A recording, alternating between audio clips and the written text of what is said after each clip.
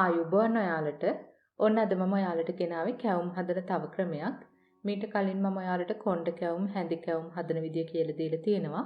සීනි වලින්, පැණි වලින් කැවුම් හදන විදියත් කියලා දීලා තියෙනවා. මේ රෙසිපි එකේදී මම ඔයාලට කියලා දෙන්නේ දෙකට එක අනුපාතයට පිටි අරගෙන කොහොමද කැවුම් හදන්නේ කියලා. ඒ කියන්නේ හාල් පිටි දෙකකට පාන් පිටි එකක් වෙන තමයි මේ රෙසිපි එකේදී මම ගන්නෙ. ඉතින් අපි දැන් බලමු කොහොමද හදන්නේ, මොනවද ඕන කරන්නේ කියලා. ඕන කරන දේවල් වල ලිස්ට් එක ඩිස්ක්‍රිප්ෂන් බොක්ස් එකේ තියෙනවා. කැවුම් හදන්න මම මෙතන අරගෙන තියෙනවා පාන් පිටි ග්‍රෑම් 100ක්, හාල් පිටි ග්‍රෑම් 200ක්, මාදුරු තේ හැඳි 2ක්, ලුණු තේ හැඳි භාගයක්, දුඹුරු සීනි ග්‍රෑම් 250ක්, වතුර අවශ්‍ය තරමට. මම දැන් මුලින්ම කරන්නේ දුඹුරු සීනි ටිකයි වතුර කෝප භාගයකුයි මේ වගේ හොඳට දිය කර ගන්නවා.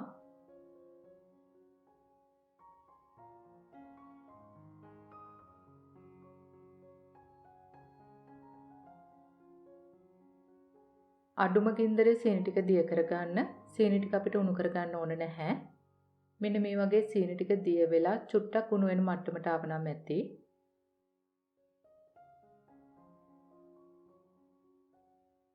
දැන් අපිට පුළුවන් පාන් පිටි ටිකයි හාල් පිටි ටිකයි හොඳට හලා ගන්න.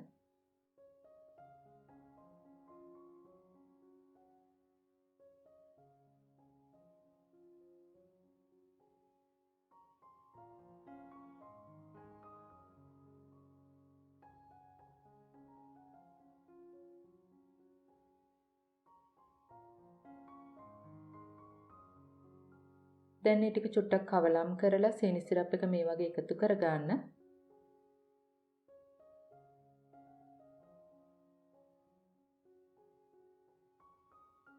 දැන් අපිට පුළුවන් මේ වගේ හොඳට කවලම් කරලා කැටිති නැති වෙන විදිහට මිශ්‍රණය හදා ගන්න.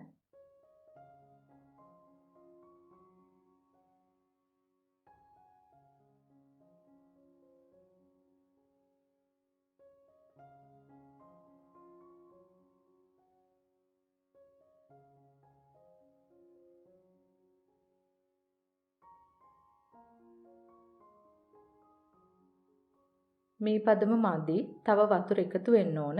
ඒ නිසා මම තව වතුර චුට්ට දාලා මේ වගේ කවලම් කරනවා.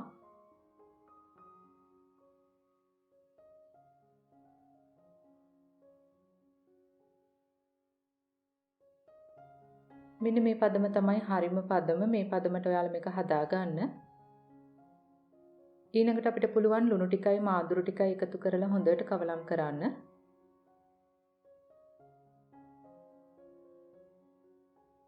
දැන් මේ මිශ්‍රණය අපි විනාඩි 15ක් 30ක් අතර කාලයක් තියෙන්න දෙන්න ඕන. විනාඩි 30කට පස්සේ මෙන්න මේ වගේ මිශ්‍රණය උකු වෙලා තියෙනවා නම් අපිට පුළුවන් තව වතුර චුට්ටක් දාලා හරි පදමට හදා ගන්න.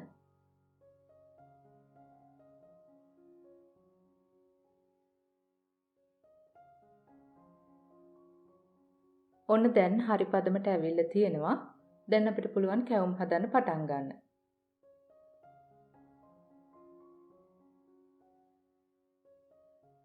දැන් ඔයාලට පේනවා ඇති මම තාච්චියට තෙල් දාලා තියෙන්නේ කැවුම වැහෙන ප්‍රමාණයට විතරයි.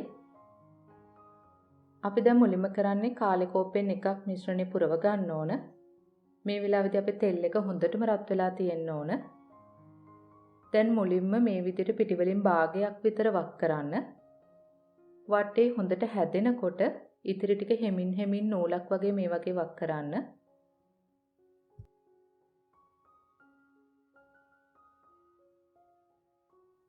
දැන් ඔයාලා දිගටම හොඳට තෙල් ඉහින්න ඕන.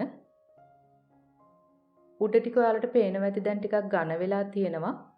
මේ වෙලාවේදී කූර දාලා උඩ පහළ ගෙනියන්න. ඒ අතරේදී දිගටම ඔයාලා මේ වගේ තෙල් ඉහින්න.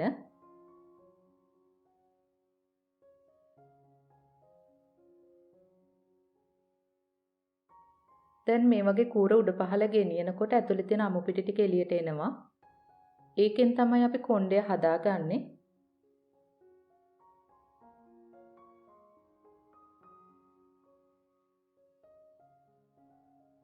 දැන් අපිට පුළුවන් කොණ්ඩය මේ වගේ හැඩට හදා ගන්න.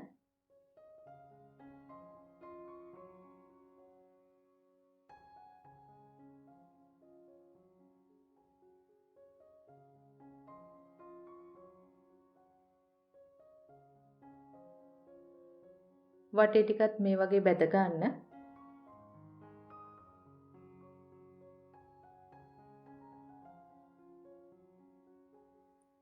බලන්න හරිම ලස්සනට කොණ්ඩයත් එක්ක අපිට කැවුම් හදන්න පුළුවන්. හරිම ලේසියි, හරිම පුංචි දෙයක් ඔයාලට කරන්න තියෙන්නේ.